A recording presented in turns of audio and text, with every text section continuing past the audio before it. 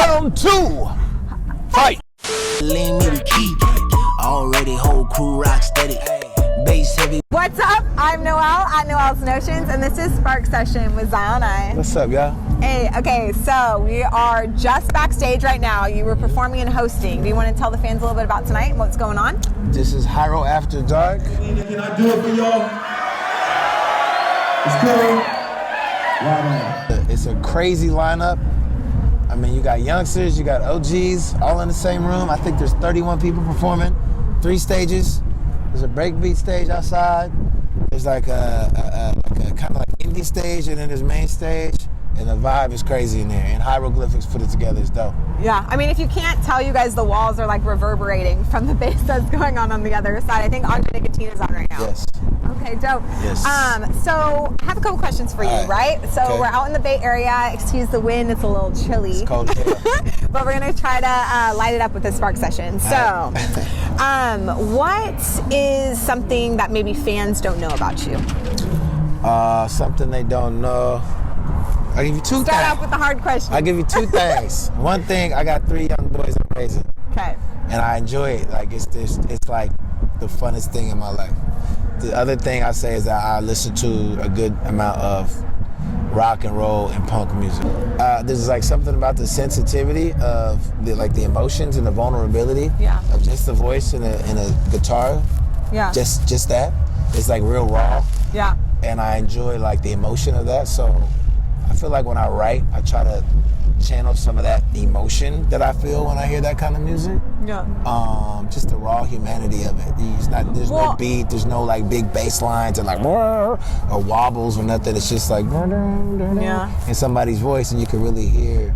Well, that purity, right? Because ultimately through music, it's just one person connecting to someone else, and they just happen to do it through a medium that is music, right? Right. Do you feel like a lot of the music that you've put out has a voice or kind of a call to action behind it? Yeah, I mean, my music has always been about empowering yourself. Okay. Or, it's really me going through my process and sharing my journey with people. That's what my music is about. When I first started, I was going through a really intense period of trying to find a spiritual awakening of sorts. I was really seeking the God within myself and like really trying to find some aspect of peace and happiness. And that's what Zion I means. You know what I'm saying? So that's always been my call. Is like, there's, regardless of what they tell you out here, there's a sacred space within all of us. Yeah. That's peaceful and loving, and I think it's important in this era to like really take the time to try to filter the information that's hitting your third eye, your mind, because I heard Saul Williams say something that I thought was very interesting. He was talking about the diet of the mind and how we're talking about eating healthy and being vegan and eating organic foods and all this shit, but we don't really think about that when we think about the shit that we put in our mental. Do you feel like your sound has changed now since you have become a father, since you become a mentor for the youth? I mean, I first heard your song Don't Lose Your Head way back when, and that's kind of how I first caught on to you, and since then your song and yourself as an artist has really grown and progressed, right? How do you think that change has happened, or what do you think is different?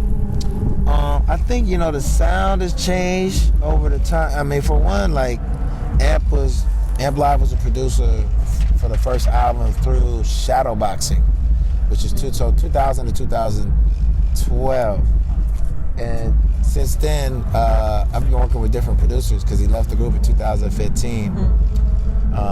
Shout out to him. We're supposed to make some music soon, so we'll see what happens. But, so I think,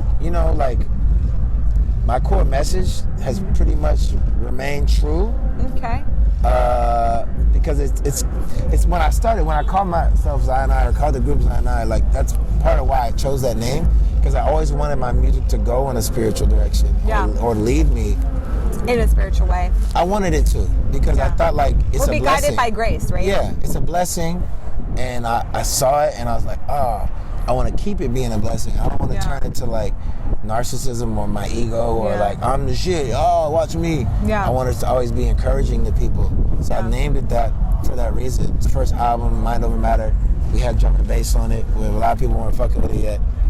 And ever since then, like, you know, you hear blues, you hear punk on one song, on True and Living, you hear a lot of soul, you hear reggae. Yeah. We take from a lot of different places, jazz all over the place. So, and that's hip-hop spirit too, because hip-hop is gumbo. Yeah. You know what I'm saying? So the African drums with the European melodies, that's basically hip-hop music. So we continue that tradition by just experimenting and evolving. Okay. Yeah. Do you have, for my final question, any advice for fans or people out there watching, maybe even the youth who's coming up in the music scene now? I mean, the main thing in life, period, like for me, in music, or just life, is to be true to yourself, which is, I mean, it sounds like a cliche thing, but it's not always easy to do. Yeah. You know what I'm saying? It's easy to get caught up and follow because of social pressure or because you were raised to think a certain way. Mm-hmm. You know what I'm saying? But to really stand up and be authentic to who you are, like, you stand out in the crowd when you do that. Yeah, and definitely. I think it's important as an artist. I think it's important as a human being in this era we live in, where there's so much information flooding our senses, and there's so many ideas. Like, you know, sometimes I go on Instagram and I scroll and I'm like, you know, why do I care about all these people's lives in this moment? Yeah. Like, I need to go sit down and meditate. A lot of people are focused on the future and not necessarily on the present, the here and now, I feel like. So everybody's kind of future involved or, you know, focused on somebody else's life, and in turn, they kind of miss out on their own life. Well, it's even like being at a show. Yeah. And like you're filming it, and you're watching yourself filming it, but you're not allowing yourself to like vibe to the music and really tune into what they're saying or what they're feeling. So you kind of miss a segment, and I think it's really important in this era that we cultivate, like, for me, the way I do it is like Qigong and meditation. Yeah.